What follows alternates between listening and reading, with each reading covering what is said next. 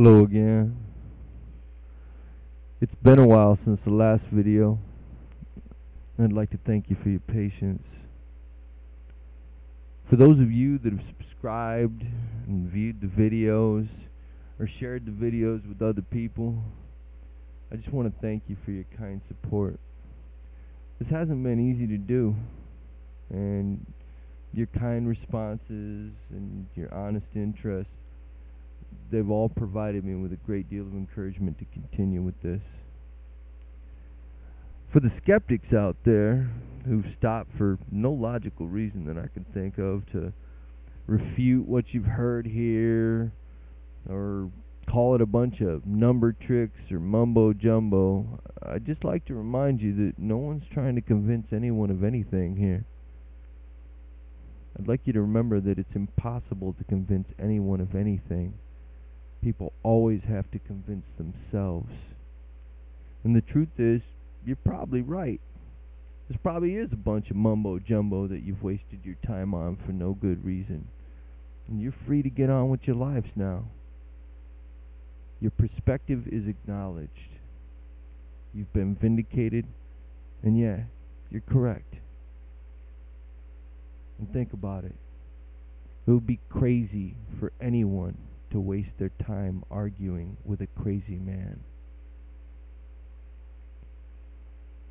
In the last installment of this series, I left you with the details of that intuitive vision that led to the discovery of the 666 equation. Shortly after that vision occurred, I wrote the numbers from the hands down. I was really surprised by what the numbers added up to. In fact, it shocked me, because it was only a few days after that I got a real shock. It was a much more personal set of numbers that added to the same thing, and that's when the denial set in. See, I've never been someone who put much stock in what I consider superstitious nonsense. I'm a logical person who thinks in logical terms. I was a software engineer, a programmer, a science buff, and I'm still a science buff today. I like computers and robots and rocket ships. But here it was, a set of what we might call coincidences. And isn't that what we logic-minded people tend to do whenever anything comes along that threatens to knock our smugly held beliefs off their foundations? We either smile and call those ideas nonsense, without ever qualifying that accusation, by the way, or else we explain it away as coincidence. I mean, it's certainly easier to rely on these responses, which basically amount to our own sorts of superstitions, than it would be for us to re-examine our beliefs, deconstruct them, and rebuild them based on the new information that's come our way. And God only knows how desperate we are to avoid being wrong. That's the cardinal sin for us logic-minded intellectuals: making a mistake, being wrong, being human. Our egos simply won't allow such a thing.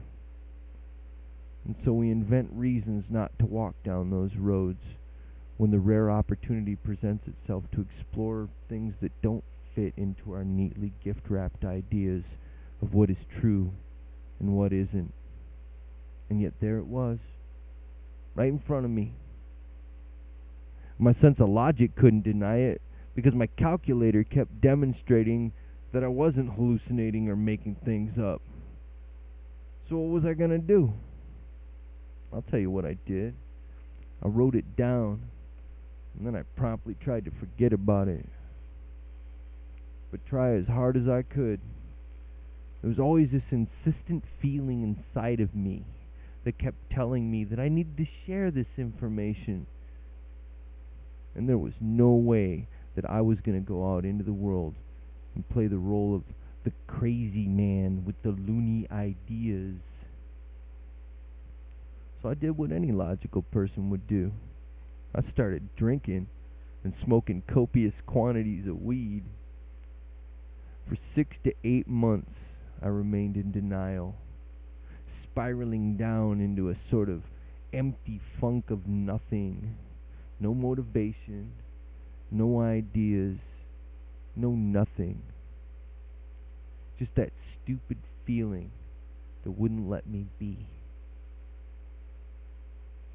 The smoking got so bad that my wife at the time asked me to quit the weed. And just to get her off my back, I promised that I would, but I didn't.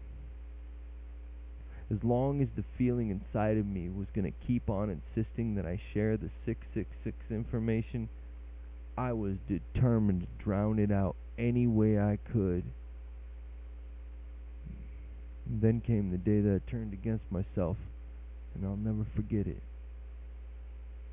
It was the day that I saw what I had become, out of fear of what others would think of me, out of fear of what might happen if I followed the feeling inside of me, out of fear of being seen as the crazy man. See, I'd snuck off to smoke some more pot, and she smelled it on my breath. And I told her that I haven't been smoking anything. And then I did the unthinkable. I looked at my son, and I said, "My breath doesn't smell like anything, does it, son?" Man, the look in his eyes, the pain that it caused him, that I would put him on the spot like that, leaving him to have to choose his loyalty to me over his own sense of right and wrong, over his own mother. I mean, he's such a loyal guy. He's so caring. He's so true. I hope he always stays that way. And he looked at me and said, "Yeah, Dad, it does smell like something." And it was at that moment that I realized what I had become. And I ran to the bathroom and I looked at myself in the mirror. And there was nothing there anymore that resembled me. I didn't know who I was looking at anymore. And I knew at that moment that I had a choice. I could keep on hiding from that feeling that was telling me to share the information. Do that and spiral downward into emptiness until there was nothing of me left. Or I could take a chance on following that feeling and seeing where it led me. And yeah, maybe I would be seen as the crazy man. Then again, I didn't know. And all of my actions up to that point had been a response to fear. And as much as I was afraid of becoming the crazy man, I was much more afraid of what I would become if I didn't follow that feeling. So the next day, I put on some black pants and a white button-up shirt, shaved, brushed my teeth, combed my hair, tried to look a bit presentable. And then I set out with 3 copies of the Vision as I read it to you in the previous video. And it was a Tuesday, and I'll never forget it. I'll share more of the amazing journey that feeling took me on in the next video. Until then, please remember that you're loved.